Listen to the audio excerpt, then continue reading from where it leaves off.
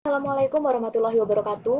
Pada pertemuan kali ini, kelompok kami akan membahas mengenai materi bab 9 yang ada di modul PAI dengan tema Sistem Ekonomi dan Etos Kerja dalam Islam.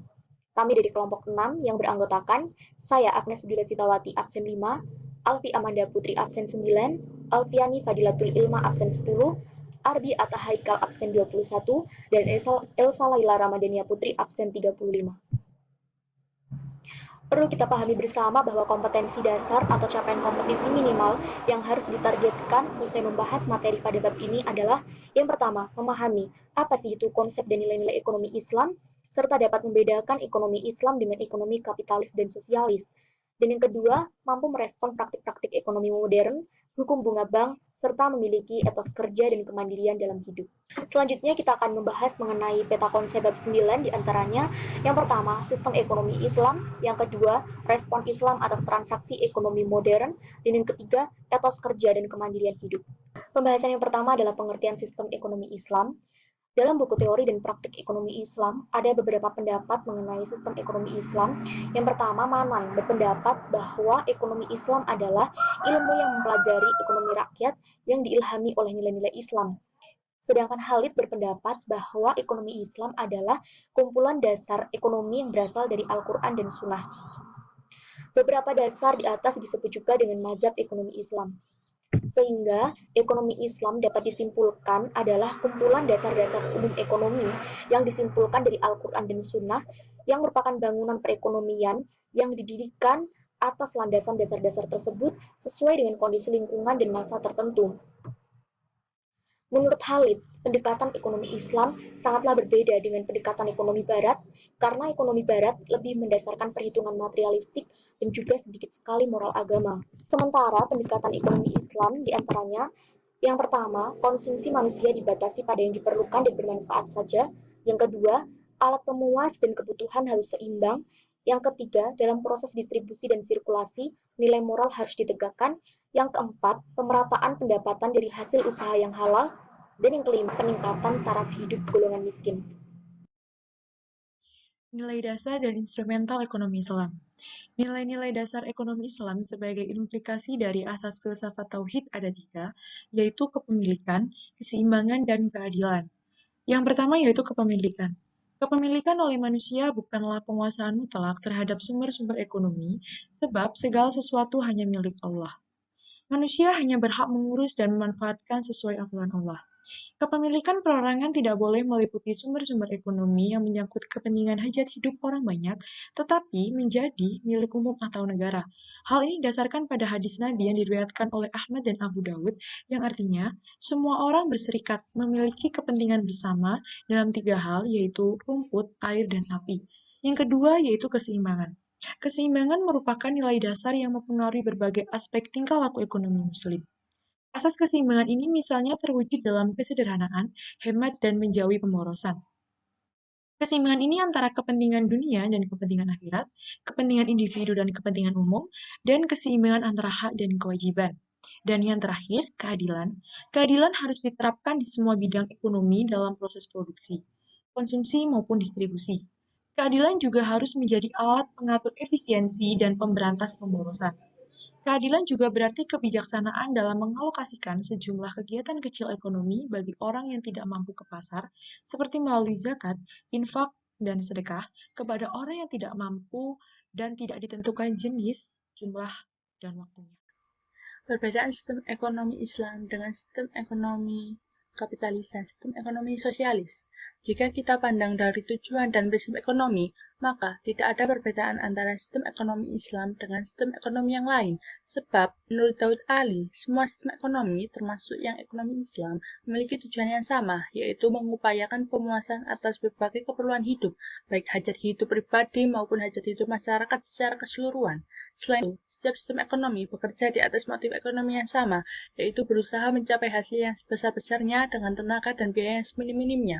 Namun, jika dilihat dari perbedaan keperluan hidup yang harus dipenuhi, terdapat perbedaan dalam upaya mencapai tujuan dan terutama dalam pelaksanaan prinsip ekonomi. Oleh karena itu, muncul beragam sistem ekonomi yang mempengaruhi pemikiran dan kegiatan manusia yang sekarang ini, seperti ekonomi kapitalis dan sistem ekonomi sosialis. Selain itu, kini sedang berkembang ekonomi Islam. Sistem ekonomi Islam sangat berbeda dengan yang lainnya karena sangat bertolak belakang dengan sistem ekonomi yang lainnya. Sedangkan untuk sistem ekonomi kapitalis ini sangat individual dan untuk sosialis yang memberikan hampir semua tanggung jawab pada warganya. Ekonomi Islam menetapkan bentuk perdagangan serta menentukan apa yang boleh dan tidak boleh diperdagangkan. Sistem ekonomi Islam adalah sistem ekonomi yang mandiri dan terlepas dari sistem ekonomi yang lainnya. Yang membedakan sistem ekonomi Islam dengan sistem ekonomi yang lainnya, sebagaimana diungkapkan oleh Suroslo. Yang pertama, asumsi dasar dan norma pokok dalam proses maupun interaksi kegiatan ekonomi yang diberlakukan. Asumsi dasar sistem ekonomi Islam di sini adalah syariat Islam. Syariat Islam diberlakukan secara menyeluruh terhadap individu, keluarga, kelompok, masyarakat, pengusaha, dan pemerintah di dalam upaya mereka memenuhi kebutuhan hidupnya, baik dalam kebutuhan jasmani maupun rohani. Perintah agar melaksanakan ajaran Islam dalam seluruh kegiatan umat Islam dapat dilihat dalam Quran Surat Al-Baqarah ayat 208. Prinsip ekonomi Islam adalah penerapan asas efisiensi dan manfaat dengan tetap menjaga kelestarian lingkungan alam. Hal ini dapat dilihat ketentuannya dalam Quran Surat Ar-Rum ayat 41. Yang ketiga, motif ekonomi Islam adalah mencari keseimbangan antara dunia dan akhirat dengan jalan beribadah dalam arti yang luas. Persoalan motif ekonomi menurut pandangan Islam dapat dilihat ketentuannya dalam Quran Surat Al-Qasas ayat 77. Baiklah, yang selanjutnya kita akan membahas tentang respon Islam atas transaksi ekonomi modern. Dapat kita lihat, dalam bisnis perdagangan ini kemajuan teknologi merubah banyak aspek bisnis dan aktivitas pasar. Kemajuan teknologi telah melahirkan metode transaksi yang dikenal sebagai e-commerce. E-commerce atau perdagangan online sendiri adalah bisnis online yang menggunakan media elektronik internet secara keseluruhan baik dalam hal pemasaran, pengiriman, serta transaksi jual beli. Dan bagaimana pandangan Islam sendiri mengenai perdagangan elektronik ini? Jual beli mempunyai rukun dan syarat yang harus dipenuhi agar sah. Menurut pendapat mayoritas ulama, rukun jual beli ada 3. Yang pertama, orang yang bertransaksi. Syarat dari orang yang bertransaksi ini harus berakal dan dapat membedakan baik dan buruk. Yang kedua ada ijab qabul. Ijab menunjukkan keinginan untuk melakukan transaksi dan qabul mengindikasikan kerelaan untuk menerima ijab. Yang ketiga ada barang sebagai objek transaksi. Dengan syarat barangnya dapat dimanfaatkan milik orang yang melakukan akad dan mampu menyerahkannya. Dalam permasalahan e-commerce, fikih memandang bahwa transaksi bisnis di dunia maya diperbolehkan karena maslahat. Maslahat adalah mengambil manfaat dan menolak bahaya dalam rangka memelihara tujuan syara. Komoditi yang diperdagangkan dalam e-commerce dapat berupa digital dan non-digital. Untuk komoditi digital seperti electronic newspaper, e-book, digital library, dan lain-lain, dapat langsung diserahkan melalui media internet kepada para pembelinya. Sedangkan untuk komoditi non-digital, karena komoditi ini tidak dapat diserahkan secara langsung melalui internet, maka prosedur pengirimannya harus sesuai kesepakatan bersama. Begitu juga spesifikasi komoditi, waktu, dan tempat penyerahan. Yang kedua, respon Islam terhadap bunga bank. Menurut UU nomor 7 tahun 1992, pasal 1 ayat 1 tentang perbankan, yang dimaksud dengan bank adalah badan usaha yang menghimpun dana dari masyarakat dalam bentuk simpanan dan menyalurkan kepada masyarakat dalam rangka meningkatkan taraf hidup rakyat banyak. Dari definisi tersebut dapat dikemukakan bahwa bank merupakan perusahaan yang memperdagangkan utang piutang. Bank sendiri dikelompokkan menjadi 2 jenis, yaitu bank konvensional dan syariah. Bank konvensional adalah bank yang menggunakan sistem bunga dalam bertransaksi dengan nasabah. Bank jenis ini ada 2, bank umum dan bank perkreditan. Pandangan hukum Islam terhadap umat yang menggunakan jasa bank konvensional. Pertanyaan ini mendapatkan jawaban yang berbeda dari para ulama. Dengan mengambil dasar Qiyas Ali Imran 130, ada ulama yang mengatakan haram, mubah, dan mutasyabihat, atau tidak jelas halal dan haramnya. Yang kedua, ada bank syariah dan praktiknya. Bank syariah adalah bank yang dirancang sesuai dengan ajaran atau syariat Islam. Bank ini beroperasi atas prinsip syirkah atau mitra usaha yang diakui di seluruh dunia. Artinya, seluruh bagian sistem perbankan yakni pemegang saham, depositor, investor, dan peminjam turut berperan atas dasar mitra usaha. Perbedaan pokok antara bank konvensional dengan bank syariah adalah sistem operasionalnya. Pada bank konvensional, sistem operasionalnya didasarkan pada bunga. Sedangkan bank syariah dalam menjalankan usahanya minimal mempunyai 5 prinsip operasional yang terdiri dari sistem simpanan, sistem bagi hasil, margin, keuntungan, sewa, dan fee. Selain itu, ada pula akad qard, hiwalah, rohen, wakalah, kafalah, yang semuanya menjadi ciri khas sekaligus pembeda antara bank syariah dan konvensional. Dan bagaimana dengan hukum bunga bank itu sendiri, termasuk riba atau bukan? Melihat fungsi dan peranannya yang bermanfaat bagi manusia dan masyarakat dalam perekonomian sekarang, keberadaan bank dapat dibenarkan dalam ajaran Islam. Pendapat para ulama mengenai bunga bank, riba atau bukan. Menurut Abu Zahra, guru besar hukum Islam dari Universitas Kairo Mesir, mengatakan bahwa bunga adalah sama dengan riba nasi'ah yang dilarang dalam Islam. Akan tetapi, karena sistem perekonomian sekarang dan peranan bank dan bunga tidak dapat dihapuskan, maka umat Islam dapat melakukan transaksi melalui bank berdasarkan keadaan darurat. Selain itu, menurut A. Hasan, ahli tafsir dan tokoh Islam Persatuan Islam atau yang disingkat sebagai Persis, berpendapat bahwa bunga bank bukanlah riba yang diharamkan karena tidak bersifat berlipat ganda, sebagaimana yang disebutkan dalam QS Ali Imran 130. Oleh karena itu, para ulama sampai saat ini belum berkonsensus secara bulat. Etos kerja Islami. Sebelum membahas etos kerja Islami, perlu dipahami hakikat kerja. Kerja adalah sebuah aktivitas yang telah direncanakan dan dilakukan tahap demi tahap agar bisa mendapatkan nilai lebih demi memenuhi kebutuhan hidup serta memberikan manfaat bagi seluruh manusia. Dengan pemahaman tersebut, sebuah pekerjaan tidak mengenal waktu dan tempat sehingga dapat dilakukan kapanpun dan dimanapun. Adalah persepsi yang keliru jika memahami pekerjaan adalah mereka yang hanya bekerja pada sebuah instansi pemerintah atau pada sebuah perusahaan. Seorang muslim harus memiliki prinsip bahwa bekerja adalah ibadah dengan menjadikan takwa sebagai landasannya, sehingga yang menjadi tujuan utamanya adalah meraih ridha Allah, tidak semata mengejar materi belaka. Selain itu, seorang muslim harus juga memperhatikan etika kerja, yaitu menyadari pekerjaannya terkait dengan Allah, sehingga membuat dia bersikap cermat, bersungguh-sungguh dalam bekerja, dan menjalin hubungan yang baik dengan relasinya demi memperoleh keridhaan Allah. Bekerja dengan cara yang halal dalam seluruh jenis pekerjaan, tidak memberikan beban berlebihan pada pekerja, alat produksi atau binatang dalam bekerja. Jadi semua harus dikerjakan secara profesional dan wajar, tidak melakukan pekerjaan yang melanggar aturan Allah, profesional dalam setiap pekerjaan. Untuk mendapatkan kesuksesan dalam bekerja dan mendapatkan rezeki yang baik dan berkah, seorang muslim dituntut untuk memiliki etos kerja yang tinggi. Etos berasal dari kata Yunani yaitu ethos, yang berarti sikap, kepribadian, watak, karakter, serta keyakinan atas sesuatu. Sikap ini tidak saja dimiliki oleh individu, tapi juga oleh kelompok bahkan masyarakat. Firman Allah berkaitan dengan etos kerja terdapat pada Quran Surat Al-An'am ayat 135 yang berbunyi, A'udzu billahi minasyaitonir rajim, Bismillahirrahmanirrahim. Qul ya qaumi i'malu 'ala makanatikum inni 'amil fasawfa ta'lamuna man takunu lahu 'aqibatud dar innahu la yuflihul zalimun.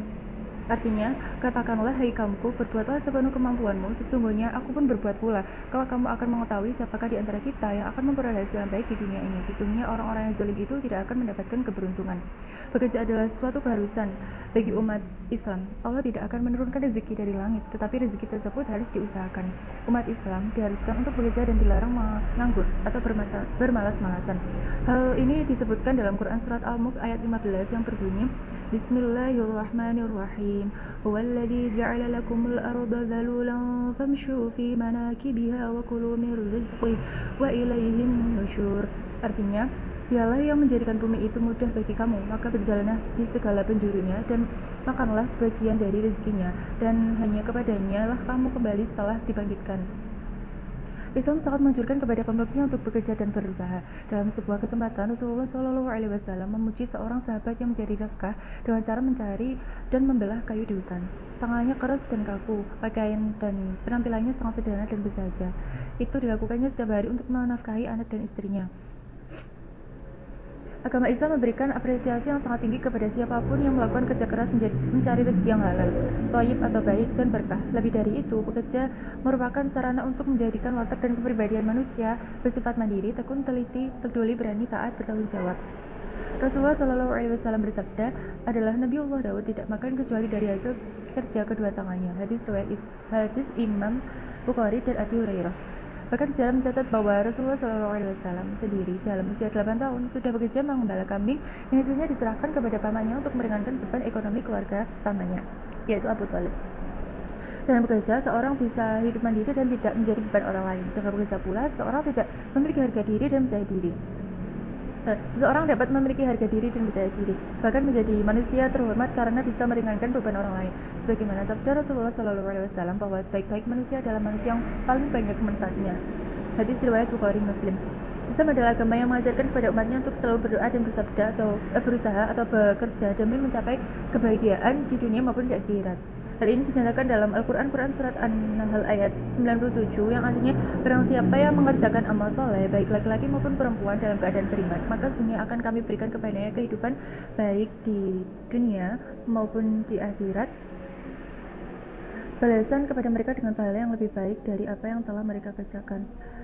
Agar dalam bekerja bisa memperoleh kesuksesan dan keridhaan, terdapat sejumlah panduan yang perlu dipatuhi. Di antaranya adalah memulai pekerjaan yang halal.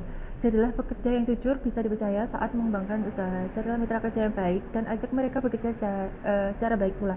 Gunakan cara yang baik dalam bekerja supaya memperoleh hasil yang baik. Setelah memperoleh upah, keluarkanlah dengan sebagian rezeki yang diperoleh untuk zakat, infak, atau sedekah. Bersyukurlah atas nikmat Allah yang diperoleh dengan menjalankan segala perintahnya dan menjauhi segala larangannya.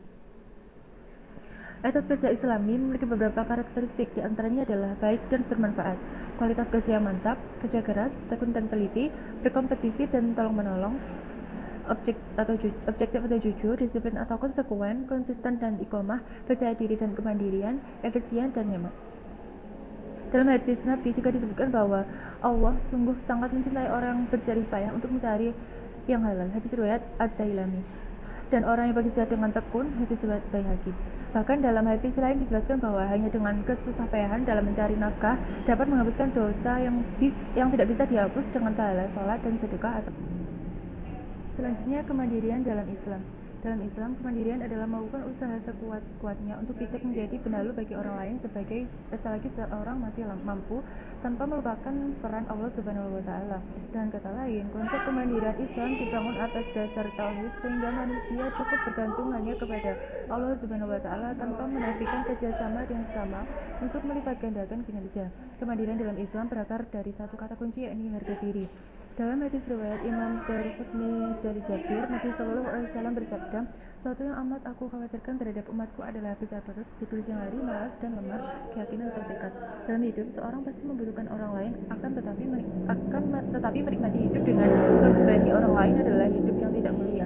Mandiri adalah sikap mental yang membuat seorang lebih tenang dan tentram. Dalam Quran surat Ar-Ra'd ayat 11 ditegaskan bahwa Allah tidak mengubah nasib satu kaum sebelum kaum itu gigih mengubah nasibnya sendiri. Firman Allah dalam Quran surat Ar-Ra'd ayat 11 yaitu A'udzubillahi minasyaitonirrajim. Bismillahirrahmanirrahim. Lahum mu'aqibatun min baini yadayhi wa min khalfihi yahfazunahu min amrillah. Innallaha la yughayyiru ma biqaumin hatta yughayyiru ma bi anfusihim. Wa idza arada Allahu biqaumin su'an fala maradda lahu. Artinya, bagi manusia ada malaikat-malaikat yang selalu mengikutinya bergiliran di muka dan di belakangnya. Mereka menjaganya atas perintah Allah. Sesungguhnya Allah tidak merubah keadaan suatu kaum sehingga mereka merubah keadaan yang ada pada diri mereka sendiri. Dan apabila Allah menghendaki keburukan terhadap suatu kaum, maka tidak ada yang dapat menolaknya, dan sekali-kali tak ada pelindung bagi mereka selain Dia. Kemampuan manusia untuk mandiri dalam mengarungi hidup merupakan kunci yang diberikan Allah untuk sukses di dunia dan di akhirat kelak. Kesungguhan berikhtiar tidak menjadi beban bagi orang lain. Di samping itu, ia harus berani mencoba dan berani menanggung risiko. Orang yang bermental mandiri tidak akan menganggap kesulitan sebagai hambatan, melainkan sebagai tantangan dan peluang. Tidak akan satunya dalam mempertebal keyakinan kepada Allah, sebab Dia lazat, pencipta sekaligus pemberi rezeki. Islam mengutamakan pemahaman bahwa setiap manusia diciptakan oleh Allah Subhanahu wa Ta'ala dalam keadaan terbaik. yaitu terdapat pada Quran Surat At-Tin ayat 4. Potensi yang dimiliki manusia menunjukkan bahwa setiap manusia memiliki peluang menjadi mulia. Oleh karenanya, setiap muslim tidak layak menjadi beban orang lain. Muslim yang mentalnya peminta dianggap rendah bagi harga dirinya. Sebagaimana sabda Nabi SAW bahwa tangannya di atas lebih baik dari tangannya di bawah. Hadis riwayat Muslim. Demikianlah konsep kemandirian dalam Islam, berusaha sekuat tenaga untuk tidak menjadi beban bagi siapapun, namun tetap menjadikan Allah SWT sebagai tempat beradab dan minta pertolongan. Perilaku Rasulullah SAW dalam bekerja patut dicontoh dan dijadikan teladan bagi seluruh aktivitas orang muslim. Semangat kerja yang dilandasi dengan ketauhidan kepada Allah SWT akan melahirkan produktivitas yang dapat menghadirkan manfaat bagi dirinya, usahanya, dan orang lain di dunia maupun di akhirat. Kesimpulannya, sistem ekonomi dan etos kerja dalam Islam saling berkaitan satu sama lain dan saling melengkapi. Sekian dari kelompok 6, kurang lebihnya mohon maaf. Subhana rabbikal izzati amma yasifun wa salamun alal mursalin walhamdulillahi rabbil alamin. Tsumma assalamu alaikum warahmatullahi wabarakatuh.